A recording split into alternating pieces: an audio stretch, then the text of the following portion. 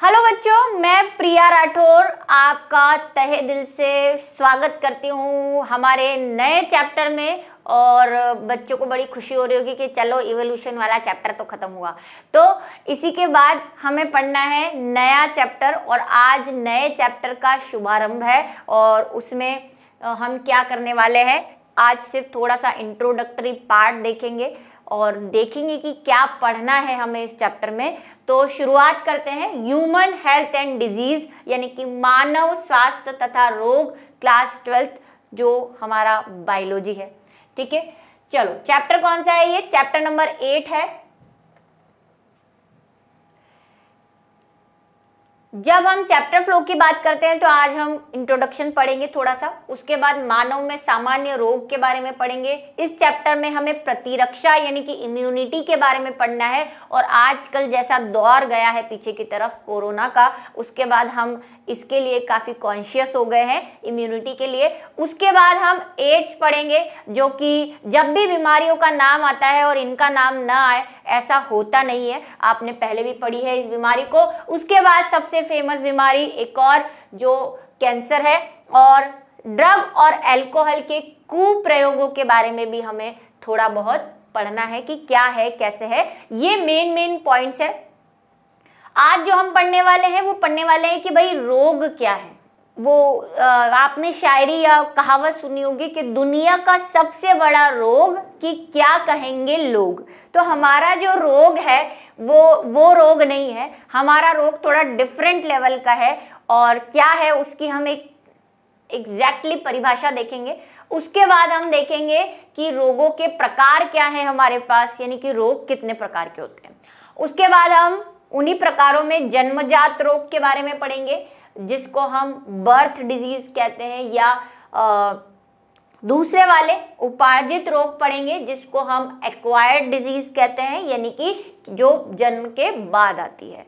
ठीक है, चलो अब है सबसे पहली बात जो कि हमें करनी है, यानी कि रोग की परिभाषा।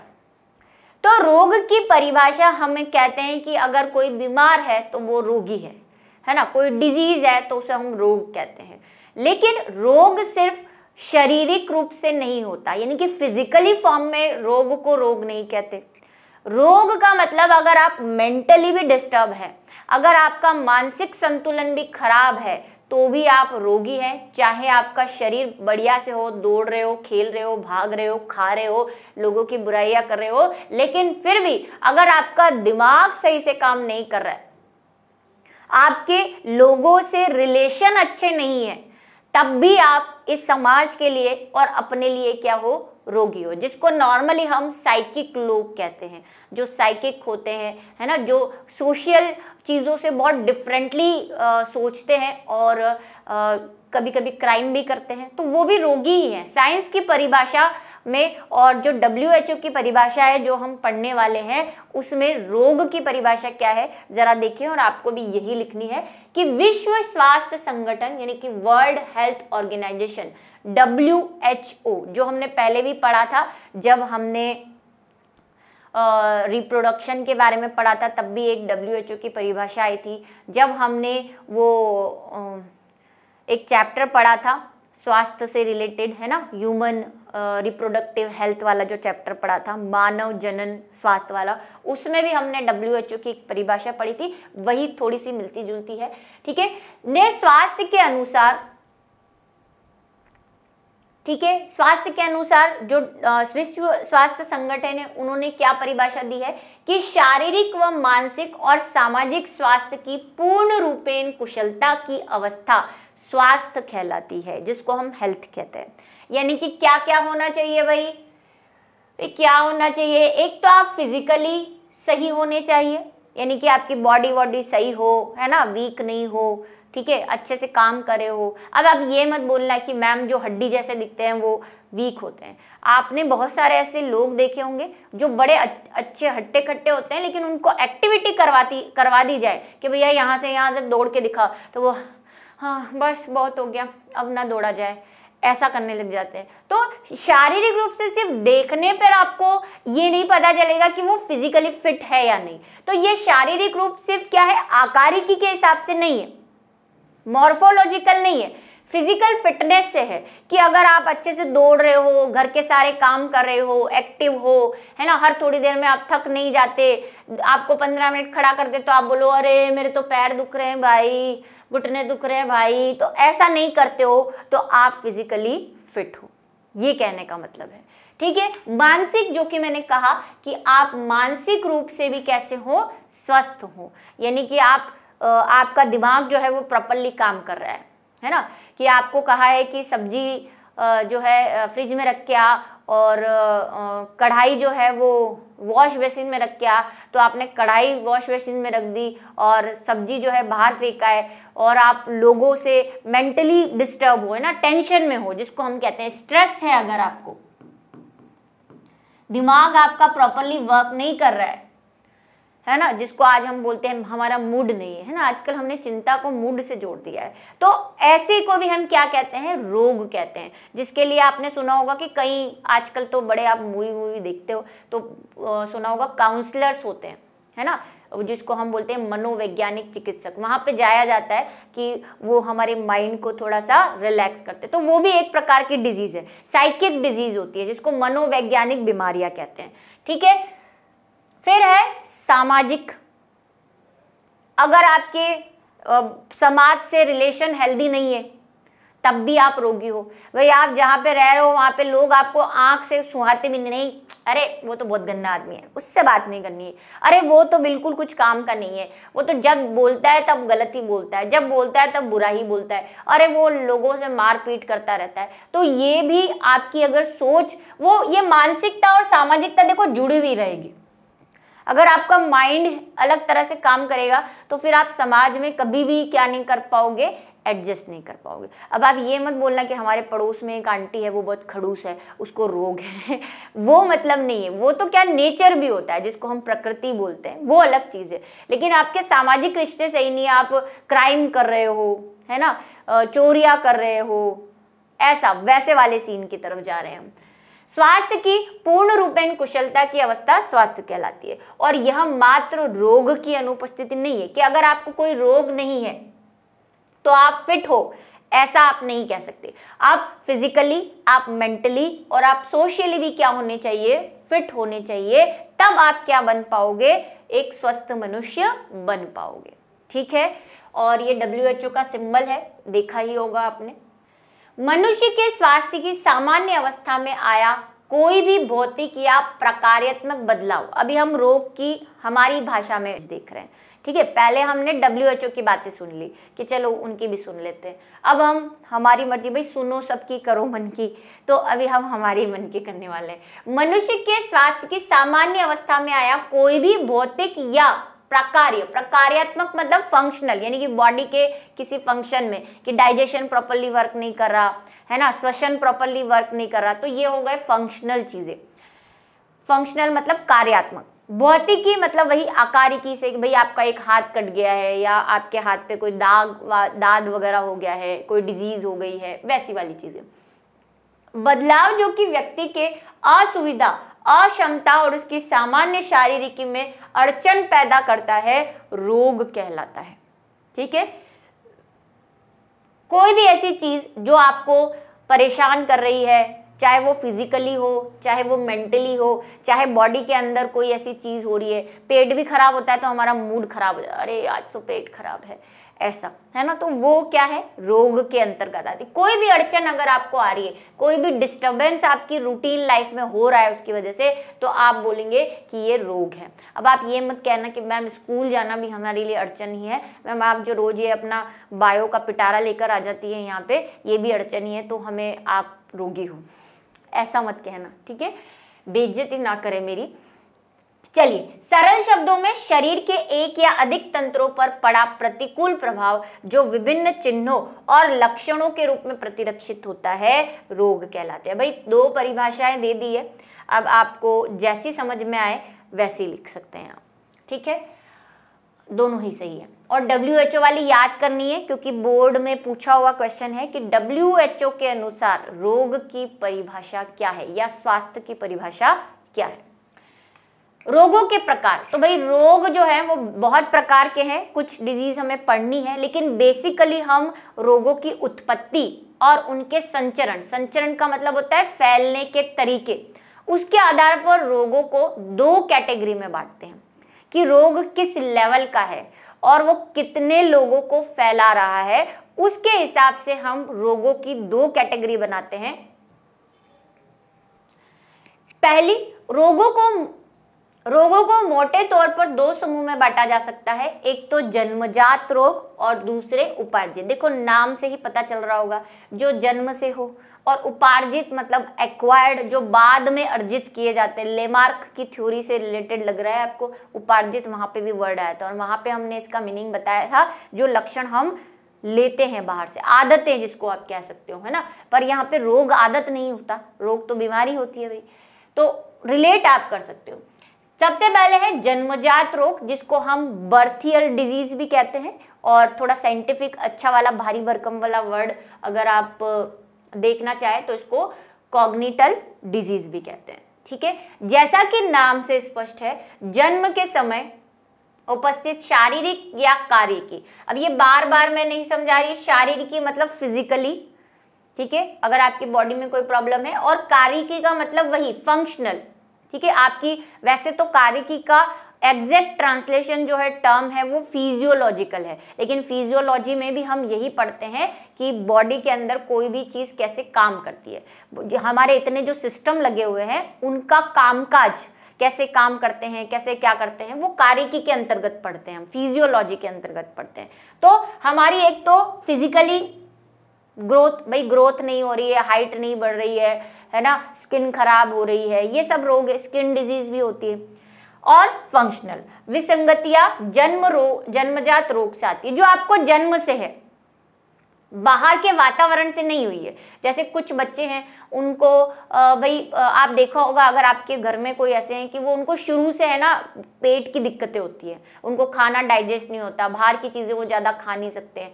किसी को बचपन से जो है हर्निया की प्रॉब्लम होती है ना, जो इंटेस्टाइन में है वो कुछ पार्ट बढ़ जाता है तो उनको इंटेस्टाइन सही से काम नहीं करती, फिर हर्निया उनको ऑपरेशन कराना। अपेंडिक्स, ये भी क्या होता है, जन्मजात होता है, जन्म से बढ़ रहा है वो, फिर बाद में दिक्कत करने लगता है तो फिर हम उसे निकलवाते हैं। और ऐसी बहुत सी दिक्कतें जो जन्म से आपके अंदर आई है या फिर आपके पेरेंट्स से आपके अंदर आई है, तो ऐसी डिजीज को हम क्या कहते हैं, जन्मजात रोग। बाहर से नहीं फैली आपको, शुरू से, या तो आपकी मम्मी को थी और अब आप में जीन्स के थ्रू फैली है वो, तो ऐसे रोग क्या होते हैं, जन्मजात रोग।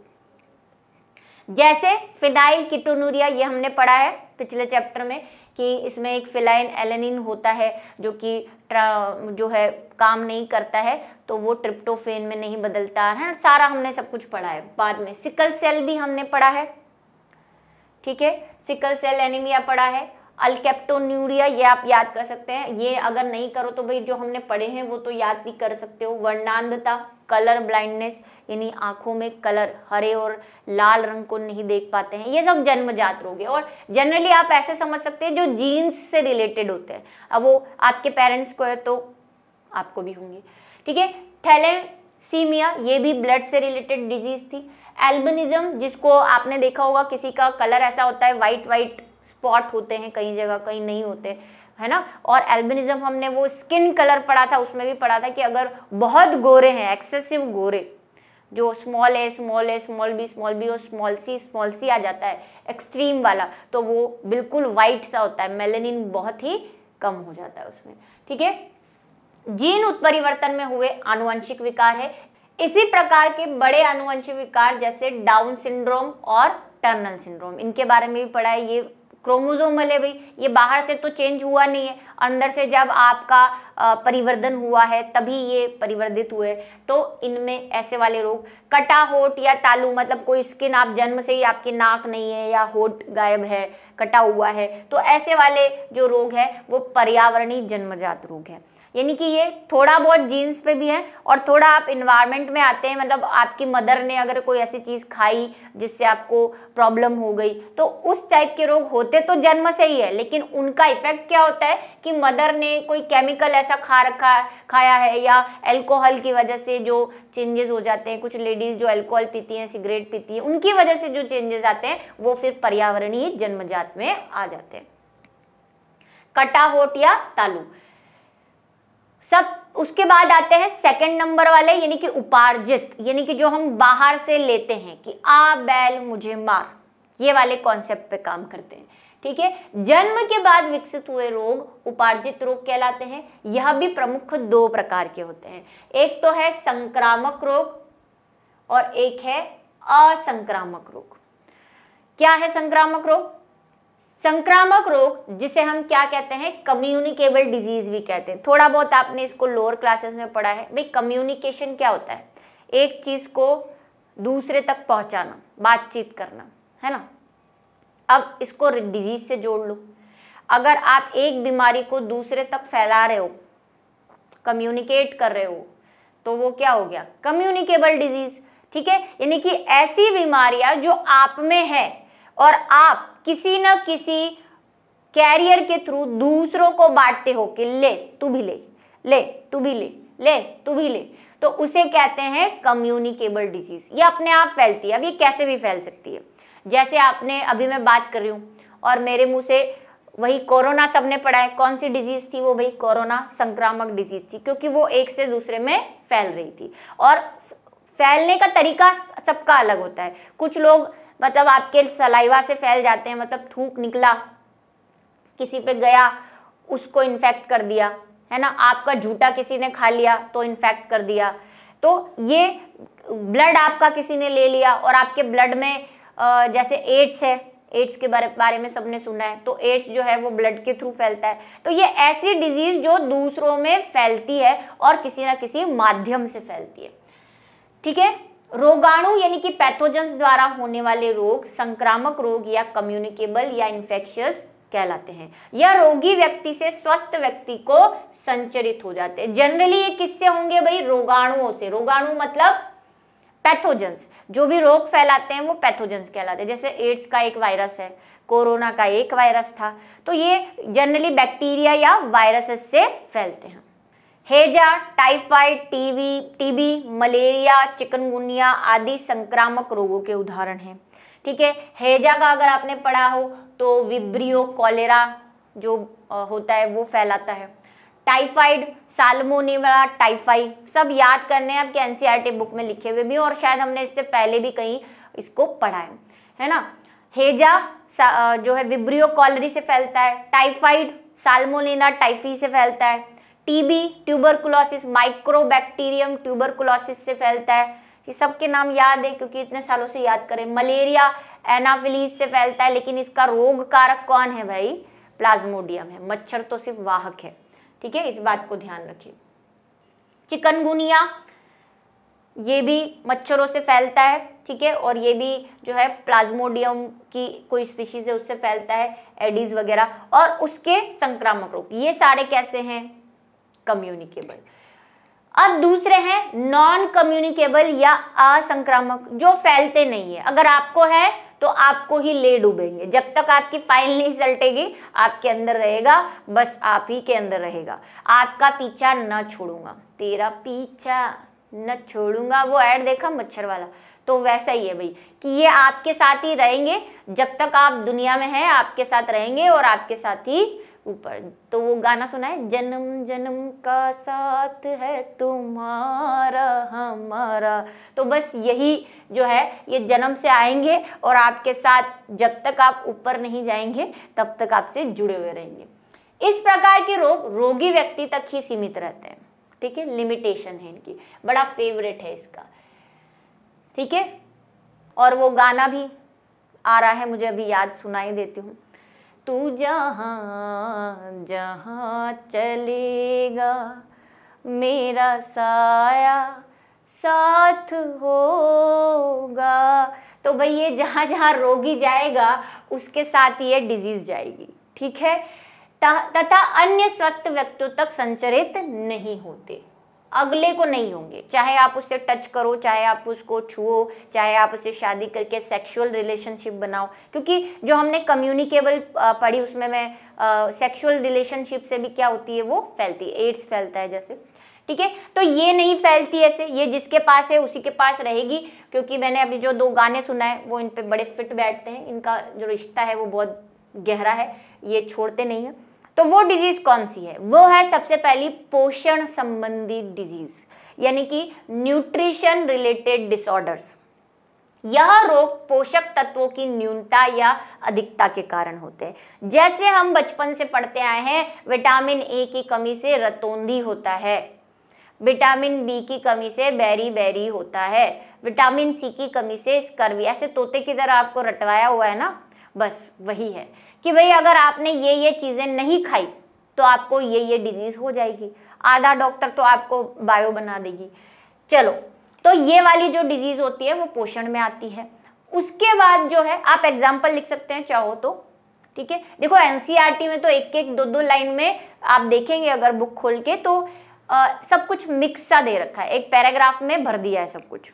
हम थोड़ा सा उसको वेल मैनर्ड करके लिखेंगे, क्योंकि हम साइंस के विद्यार्थी हैं, हमें मैनर्स से रहना होता है, तो हमने उसको टॉपिक बना के आपको दे दिया है। अगर आप फिर कोई गाइड या रेफरेंस बुक देखेंगे तो आपको भी ऐसे शायद मिल सकता है अलग अलग, लेकिन एनसीईआरटी में तो भाई मिक्सिंग है सारी। अपवासन रोग, ठीक है। अभी क्योंकि कुछ बच्चे बोलेंगे मैम हमारी बुक में तो हमें मिल ही नहीं रहा, वो नहीं मिलेगा, क्योंकि आपको उसके लिए 1-1 लाइन पढ़नी पड़ेगी, है सब कुछ उसमें। अभी जो मैंने हेजा, टाइफाइड, इनकी बीमारियों के जो बोले हैं ना, वो भी कहीं ना कहीं छुपे हुए हैं अंदर, पर आपको उसको ढूंढने पड़ेंगे, ठीक है। अपहासन यानी कि डीजनरेटेड डिजीज, यह रोग शरीर के महत्वपूर्ण अंगों जैसे हृदय यानी कि हार्ट, गुर्दे यानी कि किडनी, ब्रेन यानी कि मस्तिष्क, जोड़ का मतलब जॉइंट्स, जो घुटने के जॉइंट्स हैं या नी जॉइंट्स हैं, आदि की क्रियाओं में बदलाव आ जाने के कारण विकसित होते हैं। और भी हो सकते हैं, हमने 2-4 ही लिखे हैं। मोतियाबिंद यानी कि आंखों में जो कैटरेक्ट हो जाता है, कैटरेक्ट हो जाता है। ऑस्टियोआर्थराइटिस जो हड्डियों की बीमारी होती है, धीरे धीरे उनकी हड्डियां जो हैं वो एक तो दर्द करने लगती है सारे जॉइंट्स, फिर धीरे धीरे उनकी हड्डियां गलने लग जाती है और वो बहुत वीक हो जाते हैं, जिसको आपने गठिया सुना होगा आपने, है ना, गठिया रोग हो जाता है। सारी बोन्स जो होती है वो डीजनरेट होने लग जाती है, दांत दर्द करने लग जाते हैं, है ना, बुढ़ापा जैसे जैसे आता है शरीर पूरा अकड़ जाता है, और सर्दियों में तो उनकी हालत और खराब हो जाती है, बहुत दर्द करते हैं, ठीक है, अगर आपके आसपास कोई हो। तो धमनियों में कोलेस्ट्रॉल जम जाना, जिसकी वजह से आपने बाईपास सर्जरी सुना होगा कि हार्ट की जो वेन थी या आर्टरी थी उसमें ब्लड क्लॉट हो गया है, कोलेस्ट्रॉल जम गया है, तो फिर उसको वहाँ से निकालना या साफ करना पड़ेगा। कोलेस्ट्रॉल डिजीज भी सब आपने सुनी होगी। फिर तेल वेल कम कर देते हैं उनका, है ना, जीना पहले जीवन में बहुत दुख है, खाना भी बंद। चलो, तो किसी भी ऑर्गन में अगर आपके ऐसा कोई चीज हो जाती है जिससे वो ऑर्गन धीरे धीरे डीजनरेट हो रहा है, अपहासित हो रहा है, मतलब कि खत्म हो रहा है, तो उसको हम क्या कह देते हैं, अपहासन, जो कि मैंने आपको बहुत सारे एग्जाम्पल दे दिए। जैसे मेरी आंखें, नंबर आ गए हैं, सेल्स जो हैं वो धीरे धीरे डैमेज हो रही है, ठीक है, और बुढ़ापे में जब मैं बूढ़ी हो जाऊंगी तो फिर 30-40 साल बाद तो फिर और मुझे दिखना ही बंद हो जाएगा बिना ठीक है। तो ये जो है ये डीजनरेशन है, और ये फैलेगी नहीं भाई, मेरे चश्मा है तो आपको थोड़ी लग जाएगा मुझे देखने से। आई फ्लू जरूर फैलता है, आई फ्लू हम बोलते हैं कि भाई देखने से फैलता है क्योंकि वो संक्रामक डिजीज में आता है, आई फ्लू अलग चीज है। चलो, फिर एलर्जी, ये आपने सुना होगा भाई, आजकल मॉडर्न जमाना है, हर चीज से हमें एलर्जी है, पहले नहीं हुआ करती थी। किसी अहानिकारक या बाह्य पदार्थ जैसे परागकण, धूल, विशिष्ट खाद्य पदार्थ आदि के प्रति शरीर के प्रतिरक्षी तंत्र की अतिशय संवेदनशीलता यानी हाइपर सेंसिटिविटी, ये आप पढ़ोगे ग्रेजुएशन के अंदर, बड़ा 4-5 पेज का टॉपिक है ये, हाइपर सेंसिटिविटी, ठीक है, एलर्जी कहलाती है। और थोड़ी बहुत यहाँ पे भी आएगी जब इम्यूनिटी पढ़ोगे, प्रतिरक्षा पढ़ोगे। क्या है कि हमें कई बार वो हमारे लिए अहानिकारक होती है, मतलब दूसरे लोगों के लिए वो अहानिकारक है, उसमें कोई पॉइजन नहीं है। जैसे परागकण, पोलन ग्रेन, जो फूल के अंदर पोलन ग्रेन होते हैं, वो धूल के कण, भाई धूल में कोई कुछ थोड़ी ना है, विशिष्ट खाद्य पदार्थ, जैसे मैंने आपको एक एग्जांपल दिया था बिग बॉस वाला, कि बिग बॉस में अभी वो शिल्पा शेट्टी की बहन जो है, क्या नाम है उनका, शमिता शेट्टी, यस, शमिता शेट्टी को जो है वो ग्लूटीन से एलर्जी थी, और बहुत से लोगों को होती है। मेरे भी एक रिलेटिव है, उनको भाई इतने साल तो वो खाते थे पर उनको क्या डाइजेस्ट नहीं होता था। डॉक्टर के पास गए, डॉक्टर ने कहा आपको ग्लूटीन की एलर्जी है। अब ये ग्लूटीन होता कहाँ है, ये होता है गेहूं और जितने भी अनाज होते हैं, चावल। ग्लूटीन एक कार्बोहाइड्रेट का ही टाइप है, प्रोटीन है वैसे तो, कार्बोहाइड्रेट वाले मैक्सिमम अनाजों में मिलता है ग्लूटीन। तो इसी की वजह से हम आटा जो है वो अच्छे से गूंथ पाते हैं। इलास्टिबिलिटी जो आती है ना आटे में, वो ग्लूटीन की वजह से आती है। तो फिर उनको मैदा, आटा, सूजी ये सब बंद कर देते हैं। हालांकि सूजी में ग्लूटीन कम है, वो इतना अच्छे से फ्लेक्सिबली नहीं होता, बनते ये तीनों एक ही से है, और ये सारी चीज़ें बंद कर देते हैं। फिर उनको ग्लूटीन फ्री खाना मंगाया जाता है। तो वो जो शमिता शेट्टी थी उसके लिए स्पेशल खाना आता था बिग बॉस में, जो है वो कौन सा, ग्लूटीन फ्री वाला। अभी बच्चे कमेंट करेंगे मैम आप बिग बॉस देखते थे क्या? नहीं मैम, ऐसी फालतू चीज़ें नहीं देखती, लेकिन मैम जानकारी सब जगह की रखती है, ठीक है। चलो, ज़रूरी है भी, याद हो जाती है बहुत सारी चीज़ें उनसे, जैसे ऐड से, ऐड के बड़े एग्जाम्पल है मेरे पास। तो ये कैसी होती है, खाने पीने की चीज़ों से। किसी में, वही मैं फिर से बोलूँगी, CID है ना, फूल दे दो किसी को, उसको फूल सूंघने से एलर्जी होती है, वो हांची करते मर जाएगा, है ना। धूल के कणों से लोगों को, आपने सुना है दिवाली की सफाई जब करते हैं तो वो कोरोना पेशेंट बन जाते हैं, मास्क बांध लेते हैं और फिर सफाई करते हैं, बोलते हैं हमें धूल से एलर्जी है ना। तो सबको अलग अलग एलर्जी होती है। हालांकि ये अहानिकारक है, लेकिन उस बंदे के लिए वो हानिकारक है क्योंकि उसको एलर्जी है। अब ये भी एक दूसरे से फैलती नहीं है। होता क्या है इसमें कि हमारा जो इम्यून सिस्टम है, प्रतिरक्षा तंत्र, वो ये समझता है कि ये हमारा दुश्मन है जो बाहर से आया है, पराग कण या धूल के कण, और वो हाइपर एक्टिव हो जाता है। जैसे कई लोगों को आपने सुना है कि वो बहुत हाइपर एक्टिव है, बिना काम के फड़फड़ फड़फड़ करता रहता है, छोटी सी बात पे बिगड़ जाता है। तो ये हमारा जो संवेदनशीलता है ना, वो हाइपर एक्टिव हो जाती है और फिर उसको दुश्मन मान के एक्टिव कर देती है और बॉडी में WBC बनाने लग जाती है, गजब की चीज़ें करने बढ़ जाती है। उसके बहुत सारे आप डिजीज पढ़ोगे ग्रेजुएशन में, हाइपर सेंसिटिविटी के। कैंसर सबको पता है क्या है कैंसर। एक बच्चे ने मुझे डाउट ग्रुप में पूछा भी था यूट्यूब पे कि कैंसर क्या है। तो कोशिकाओं का अनियंत्रित विभाजन, कि जनरली हमारी कोशिकाएं विभाजित होती है जब उसे वृद्धि करनी होती है, या जब कोई टूट फूट हो जाती है उसकी मरम्मत करनी होती है, या जनरली जब हमें रिप्रोडक्शन करना होता है। लेकिन अगर कोशिका अनलिमिटेड डिवाइड होने लग जाए, मतलब कोई कंट्रोल ही नहीं है, हो ही जा रही है, हो ही जा रही है, हो ही जा रही है, तो वो क्या बना लेगी, वहां पे गिठान जैसी संरचना बना लेती है। और इसी को हम क्या कहते हैं, ट्यूमर भी कहते हैं, क्योंकि अगर गिठान बन जाती है तो ट्यूमर, और ट्यूमर का जो है वो टाइप है कैंसर का। और कैंसर सब जगह होता है, किसी भी जगह हो सकता है, आपके लिवर में हो सकता है, आपके इंटेस्टाइन में हो सकता है, आपकी किडनी में हो सकता है, आपके यूट्रस में हो सकता है, कहीं भी हो सकता है, इसकी मर्जी जहाँ हो, ठीक है। और एक जगह हो गया तो दूसरी जगह फैलता भी है। कैंसर भी दो टाइप के होते हैं, एक तो मेलिंगोनाइटिस होता है ना, वो तो फैलता नहीं है। दूसरा वाला जो होता है वो एक ऑर्गन से दूसरे ऑर्गन में भी फैलता है। शरीर के ऊतकों में हुई अनियंत्रित कोशिका वृद्धि, यानी कि अनकंट्रोल्ड सेल ग्रोथ या पॉलीफिकेशन, ठीक है। पॉलीफिकेशन क्या है, वही वृद्धि करना, कैंसर कहलाता है, जो जैविक, रासायनिक, भौतिक कारणों से उत्पन्न होता है। अब इसके कारण जैविक भी हो सकते हैं, इसके कारण रासायनिक भी हो सकते हैं, और इसके कारण भौतिक भी हो सकते हैं। कि भाई आपने सुना होगा कि ड्रग्स लेने से भी कैंसर होता है ना। आपने सुना होगा कि कोई डिफरेंट टाइप के तंबाकू खाने से भी कैंसर होता है।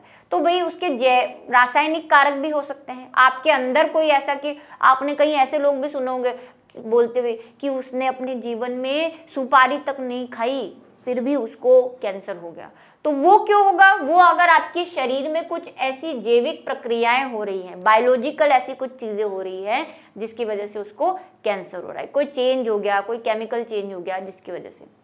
और भौतिक यानी बाहर, जैसे यूवी रेज, प्रकाश, सनलाइट, ठीक है, एच न्यू, यूवी रेज जो है, इंफ्रारेड जो है ना, ये सब भी क्या करती है, कैंसर को फैलाती है। ड्रग्स और अल्कोहल जन्य रोग, ये ड्रग्स वगैरह से होंगे, अल्कोहल पीने से होंगे, ठीक है। अल्कोहल का अत्यधिक सेवन व नशीली दवाइयों का प्रयोग मनुष्य में लिवर, हृदय संबंधी रोग व मानसिक विकारों को उत्पन्न कर सकता है। ये सब तो आपको समझ में आ ही गया होगा, इसमें कोई दिक्कत वाली बात नहीं है, ठीक है। तो ये क्या थे, ये विभिन्न प्रकार के रोग थे। जनरली 2 कैटेगरी है, एक जन्मजात, एक उपार्जित। जन्मजात में ज्यादा कोई फसाना है नहीं, उपार्जित में बड़े सारे फसाने हैं, संक्रामक और असंक्रामक के। तो यहाँ पे जो है ये वाला जो टॉपिक है ये खत्म होता है और चैप्टर का आगाज होता है कि चैप्टर अब भाई शुरू हो गया है, तो कहाँ तक जाएगा इसके हमें पता नहीं है। तो चलो मिलेंगे अगले लेक्चर में, जो कि शुरू करेंगे थोड़ी कहानियाँ कि भाई ये रोग किस किस कारणों से होते हैं, उसको देखेंगे।